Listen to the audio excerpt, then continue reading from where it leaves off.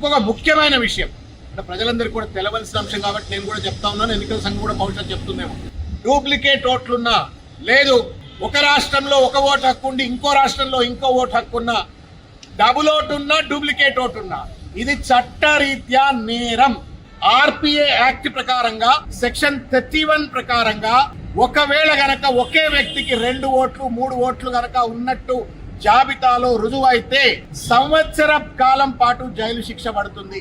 కాబట్టి నేను ఓటర్లందరికీ విజ్ఞప్తి చేస్తా ఉన్నాను, తెలంగాణలో ఉన్నట్టు ఓటర్లందరికీ తెలుసో తెలియకో ఒకవేళ కనుక డూప్లికేట్ ఓట్లు కనుక నమోదైనట్టయితే దయచేసి సరిదిద్దుకొని ఒకే వ్యక్తికి ఒకే ఓటు ఉండేటువంటి ఒక సిద్ధాంతాన్ని అన్వయించుకోండి.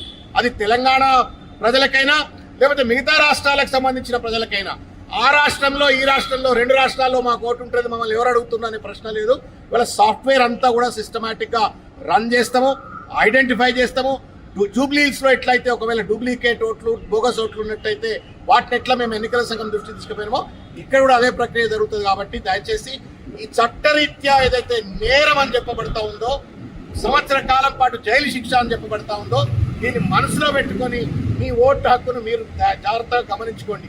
2 ప్రాంతాలలో 2 ఇండ్లలో 2 డివిజన్లలో 2 నియోజకవర్గంలో ఒకే నియోజకవర్గంలో 2-3 చోట్ల ఓటు హక్కు ఉండేటువంటి ఒక పరిస్థితి నుండి మిమ్మల్ని మీరు కాపాడుకోండి.